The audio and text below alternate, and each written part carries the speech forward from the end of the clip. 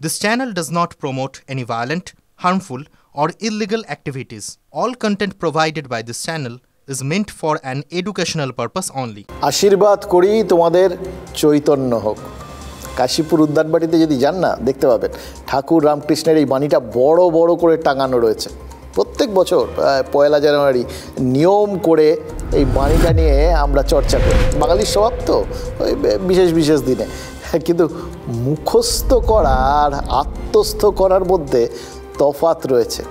ঠাকুর রামকৃষ্ণের বাণীটাও তাই আমাদের এই চর্চা বা মুখস্থর বিষয় হয়েই রয়ে গেছে, উপলব্ধি আর করিনি, আত্মস্থর প্রশ্নই ওঠে না। তাই এমনি ওই বাঙালির বিভিন্ন চর্চায় থাকছে, জীবন চর্চায় নো এন্ট্রি, ঢোকেনি। অন্যদিকে ঠাকুর রামকৃষ্ণ কিন্তু মানে আমাদের এই যে বাণী বা এই সমস্ত যেগুলো দিয়েছেন সেগুলোর মাধ্যমে আমরা সেগুলো সবসময় রিয়েলাইজ করে আমাদের জীবন চর্চায় তাকে ঢোকাতে না পারি, অন্য একটা চর্চায় কিন্তু ঢুকিয়ে নিয়েছি। সিরিয়াসলি তিনিও হয়তো কোনোদিন ভাবেননি যে তিনি এরকমভাবে রাজনৈতিক চর্চায় ঢুকে পড়বেন। এমনি এমনি বলছি, আরে এটাই হয়েছে।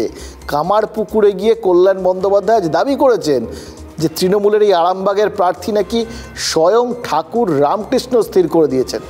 কী কাণ্ড বলুন তো! রামকৃষ্ণ পরমহংসদেব দেহ রেখেছেন 1886 সালে। তার 51 বছর পর ভারতে প্রথম নির্বাচনটা হয়েছিল।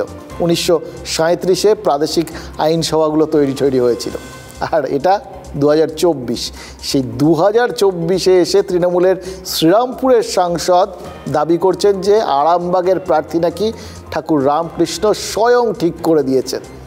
এটা বললেন কি ওই আরামবাগের প্রার্থীকে নিয়ে ওখানে তৃণমূলের তীব্র গোষ্ঠীদ্বন্দ্ব হচ্ছে, তার হয়ে লোকজন নামছে না, প্রার্থীকে বারবার নিজেকেই সাবধানবাণী দিতে হচ্ছে তার দলের কর্মীদের, বাবার নাম না হলে সর্বনাশ হয়ে যাবে। এই সমস্ত বিষয়গুলো এড়াতে মানে কে করলো বলুন তো? এটা যদি কেউ বলে বসেন প্রার্থী বাছাই নিয়ে প্রশ্ন করতে গিয়ে, সেটা যাতে ধামাচাপা দেওয়া যায়, সেই জন্যই কি এই কথাগুলো বলছেন কল্যাণবাবু? দেখুন, কাশীপুর উদ্যানবাটিতে ঠাকুর রামকৃষ্ণ কল্পতরু রূপে ভক্তদের সামনে এসেছিলেন বটে, শুনেছি আমরা, চৈতন্য হোক এই আশীর্বাদও করেছিলেন, কিন্তু ভবিষ্যতে প্রার্থী ঠিক করে দেবেন এরও আশ্বাস দিয়েছেন, শুনেছেন নাকি আবার কেউ একটা আমাদের ধাঁধার মধ্যে ফেলে দিলেন? মানে কল্যাণ বন্দ্যোপাধ্যায় যেটা বললেন সেটা আমাদের ধাঁধায় ফেলে দেওয়া ছাড়া আর কি বলুন তো? আমি নিজেকে সৌভাগ্যবান মনে করছি। মিতালি আপনাদের প্রার্থী। আজকে বলে যাচ্ছি আপনাদের 4 জুন মনে করবেন আমাকে। শুধু আমি জানি আর কিছুটা দিদি জানে, পরবর্তীকালে দিদি অনেকটা জানে। মিতালিকে আমরা ক্যান্ডিডেট করিনি, মিতালিকে ক্যান্ডিডেট করছে স্বয়ং রামকৃষ্ণদেব। জান মিলিয়ে নেবেন, পরে আবার বলবো আপনাদের। মমতা ব্যানার্জিকে সারদামার সঙ্গে তুলনা করে সারদামাকে কলুষিত করবেন কেন? কল্যাণ বন্দ্যোপাধ্যায় আর মমতা ব্যানার্জি মিলিয়ে কাকে প্রার্থী করেছেন, মিতালি অথবা কাকে, সেটা রামকৃষ্ণ দেবকে তার সঙ্গে ব্যবহার করে রামকৃষ্ণ দেবকে কলুষিত করবেন কেন? ফাজলাম হচ্ছে এগুলো। অপদার্থ, অযোগ্য, অসভ্যরা যদি দলের নেতা হয়, যা হবার তৃণমূলে তাই হচ্ছে। কল্যাণদাই গোটা ব্যাপারটা বুঝতে পারবেন। হুগলি জেলার নানা রকম মাহাত্ম্য আছে, তো সুতরাং ওখানে হুগলি জেলাতে রামকৃষ্ণদেবেরও জন্ম, আবার মানে রামকৃষ্ণদেবেরও জন্ম, আবার কল্যাণদারও নির্বাচনী কেন্দ্র। তো ফলে ওখানে ওই ব্যাপারটা সরাসরি কল্যাণদা কিছু জিনিস জানতে পারেন যেটা আমরা হয়তো জানি না। আমি একটা জিনিস বুঝতে পারছি, জানেন তো, স্বয়ং তৃণমূলের রাজ্য সম্পাদক তিনিও ঠিক বুঝে উঠতে পারেননি যে কী কারণে এবং কোন অঙ্কে কল্যাণ বন্দ্যোপাধ্যায় এই কথাটা বলেছেন। আসলে রাজনীতিকদের বিষয়গুলো রাজনীতিকরাই সবসময় পরিষ্কার করে দেন যে অত সহজ নয় বোঝা। এই যে কল্যাণ বন্দ্যোপাধ্যায় কামার পুকুরে দাঁড়িয়ে আরামবাগের প্রার্থীর হয়ে প্রচার করতে গিয়ে এই কথাগুলো বললেন। হয়তো তার মনে হচ্ছিল যে কামার পুকুরে রয়েছেন, তো তাই ঠাকুর রামকৃষ্ণের নামটা উল্লেখ করা দরকার, কারণ এখানেই তো ঠাকুর রামকৃষ্ণ গদাধর চট্টোপাধ্যায়ের জন্ম। আচ্ছা, এরপর যদি তারকেশ্বরে প্রচার করতে যান তাহলে কি বাবা তারকনাথকে টেনে আনবেন? এটা কিন্তু কাল্টিভেট করার মতো বিষয় মশাই। দেখুন, বাঙালি আমি আপনি আমরা ওই ঠাকুর আর স্বামীজির উত্তরাধিকার বলতে বেলুড় মঠকেই বুঝি, কিন্তু তাদের বেলুড় মঠ থেকে বের করে রাজনীতির ফাটকা বাজারে ব্যবহারের চেষ্টা, সেটা কি ঠিক হচ্ছে? আর তার থেকে বড় কথা, সেটা কি হচ্ছে কি আদৌ, না হচ্ছে না? হচ্ছে তো বটেই। বছর দুয়েক আগেই নির্মল মাঝি দাবি করেছিলেন যে সারদা দেবী নাকি মমতা বন্দ্যোপাধ্যায়ের রূপে জন্ম নিয়েছিলেন, মা সারদাই নাকি সেটা বলে গেছিলেন। এবার বেলুড় মঠ সেটা নিয়ে কড়া প্রতিক্রিয়া দিয়েছিল। সেই কড়া বার্তা পাওয়ার পর সেই বিতর্কে পূর্ণচ্ছেদ পড়ে। এবার তারপর বঙ্গ বিজেপির পোস্ট করা একটা ব্যঙ্গচিত্র নিয়েও মা সারদার অবমাননার অভিযোগ তোলে এবার তৃণমূল। আর স্বামী বিবেকানন্দ তিনি তো সে কবের থেকে রাজনীতিকদের আদর্শ। গুজরাটের মুখ্যমন্ত্রী থাকাকালীন প্রধানমন্ত্রী নরেন্দ্র মোদী সদ্ভাবনা যাত্রা বের করেছিলেন। তার থিম, তার স্পিরিট, সেটাও তো স্বামী বিবেকানন্দ। গৃহত্যাগের পর নরেন্দ্র মোদী রাজকোট ওই রামকৃষ্ণ মঠে গিয়ে স্বেচ্ছাশ্রম দিতেন। রামকৃষ্ণ মঠ আর মিশনের প্রাক্তন অধ্যক্ষ স্বামী আত্মস্থানন্দকে তিনি গুরুর মর্যাদা দিতেন। মঠ মিশনের এই যে সদ্য প্রয়াত অধ্যক্ষ স্বামী শরণানন্দ, তাকে দেখতেও তো হাসপাতালে গেছিলেন। মমতা বন্দ্যোপাধ্যায় অবশ্য তাকে দেখতে গেছিলেন। তবে এগুলো দেখুন, এগুলো মূলত মানে ব্যক্তিগত ভক্তির ব্যাপার, ব্যক্তিগত বিশ্বাস, আবেগ, এগুলোর ব্যাপার। অনেক বড় মানুষই তো রামকৃষ্ণ মিশনে আধ্যাত্মিক আশ্রয় খুঁজে নেন, এটা তাদের বিষয়। রামকৃষ্ণ মিশনের পরামর্শেই সুচিত্রা সেন তার জীবনের একটা বড় অংশ লোকচক্ষুর আড়ালে কাটিয়েছেন। কিন্তু ভোটারের কাছে প্রার্থীর গ্রহণযোগ্যতা প্রমাণ করতে ঠাকুর রামকৃষ্ণের নাম ব্যবহার করা হচ্ছে, এরকম ঘটনা বাংলার রাজনীতিতে আগে ঘটতে দেখেছেন? হ্যাঁ, ঘটেনি বলে যে অবশ্য ঘটবে না এমন মাথার দিব্যও তো কেউ দেয়নি। এই যে বিজেপি সাংসদ জগন্নাথ সরকারকেই দেখুন না, মায়াপুরে ভোট প্রচারে গেছিলেন, দাবি করলেন স্বয়ং চৈতন্যদেব নাকি তলে তলে পরিবর্তন করিয়ে দিয়েছিলেন। চৈতন্য মহাপ্রভু ওই পঞ্চদশ শতকের শেষ থেকে ষোড়শ শতকের গোড়া পর্যন্ত ছিলেন। সহজিয়া ভক্তিবাদের মাধ্যমে সমাজ সংস্কার তিনি অবশ্যই করেছিলেন, এটা নিয়ে জাস্ট কিছু বলার নেই। নিষ্ঠুর শাসকের হৃদয়ও পরিবর্তন করেছিলেন, এটাও তো শুনেছি।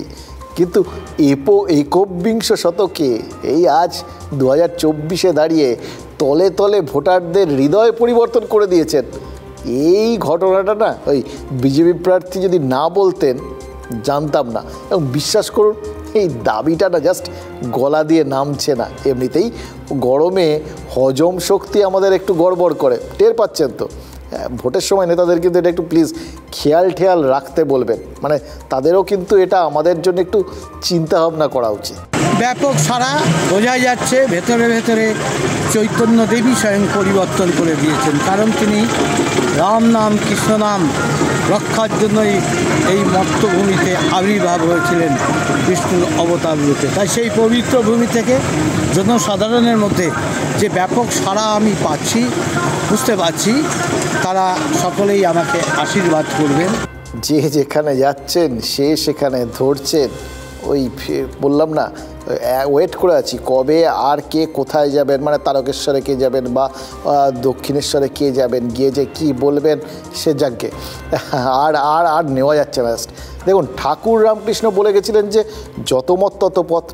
রাজনীতিকরা তাকেও যে একটা পথ হিসেবে ধরে নিয়েছেন, এটা তো অবশ্য তাদের দোষ দেওয়া যায় না, জানেন তো। এটাও ঠাকুর বলেছিলেন, যে যেমন বোঝে সে তেমন করে। যেরকম ওই তমলুকের তৃণমূল প্রার্থী দেবাংশু ভট্টাচার্য, তিনি যা বুঝেছেন সেটাই বুঝিয়েছেন। তমলুক আর কাঁথির ইলেকশন স্ট্র্যাটেজি ঠিক করতে কর্মী সভার আয়োজন করা হয়েছিল। তাতে দেবাংশু বলেছেন যে এবার না জিততে পারলে 2026-এ লড়াই করার মতো জায়গাতেই নাকি থাকবে না তৃণমূল কংগ্রেস। এবার অমিত শাহ বলেছিলেন বিজেপি 35টা আসন পেলে তৃণমূল সরকার পড়ে যাবে। দেবাংশু বললেন যে তৃণমূল না জিতলে 2026-এ লড়াই করার মতো অবস্থায় থাকবেন না কর্মীরা। দুটো কথার মধ্যে কিরকম একটা মিল খুঁজে পাওয়া যাচ্ছে না। বিজেপির সংসদীয় কমিটির প্রভাবশালী সদস্য অমিত শাহ, কেন্দ্রীয় স্বরাষ্ট্রমন্ত্রী, অন্যদিকে দেবাংশু তৃণমূলের তথ্য প্রযুক্তি সেলের প্রধান। অভিষেক বন্দ্যোপাধ্যায় তিনি যখন ওই প্রার্থীপদ ঘোষণা করছিলেন তখন কি বলেছিলেন খেয়াল করে দেখুন, ভ্রাতৃপ্রতিম। এবার অভিষেক বন্দ্যোপাধ্যায়ের ভ্রাতৃপ্রতিম যদি অমিত শাহের সুরে কথা বলেন, তাহলে তার মানেটা কি হবে? বামেরা বেজায় খুশি হবে, আর কিছু হোক চাই না হোক, কারণ তাদের সেটিং তত্ত্ব আউড়ে নেওয়ার আরও একটা সুযোগ হাতে এসে গেছে। বাম শিবির থেকে যাকে যাদবপুর থেকে প্রার্থী হওয়ার প্রস্তাব দেওয়া হয়েছিল, সেই অভিজিৎ গঙ্গোপাধ্যায়ও নিশ্চিতভাবে খুশি হবেন। প্রতিপক্ষ প্রার্থী আসলে যদি না ওই ভোটের আগেই মানে হেরে যাওয়ার কথা বলেন, না জিততে পারা মানেই তো হেরে যাওয়া, তাহলে তো মোদ্দা কথা নেতিবাচক কথা বলেন পারফরমেন্স নিয়ে, তাহলে তো ভোটের বাজারে তার অ্যাডভান্টেজ।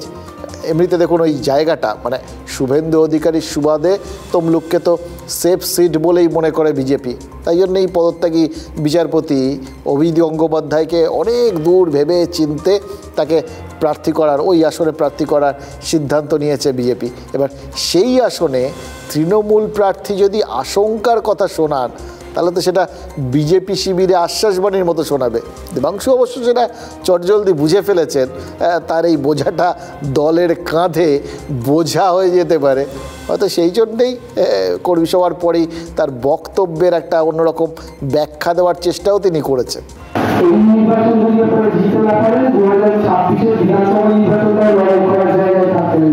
যদি এই লোকসভা নির্বাচনে আমরা কোনো খামতি রেখে দিই জেলার ক্ষেত্রে, তাহলে 2026-এর ক্ষেত্রে আমাদের কর্মীদের হয়তো প্রচার করতেই তারা বেরোতে দেবেন না, এইরকম পরিস্থিতির সৃষ্টি হতে পারে। সেই কারণে আমাদের এইটাই ডু অর ডাই লড়াই এইবারের লোকসভা নির্বাচনটা এই জেলার ক্ষেত্রে। না না, জিতবো তো নিশ্চিত, কিন্তু কর্মীদেরকে তো বলতে হবে কেউ যেন গাছাড়া মনোভাব না দেখান।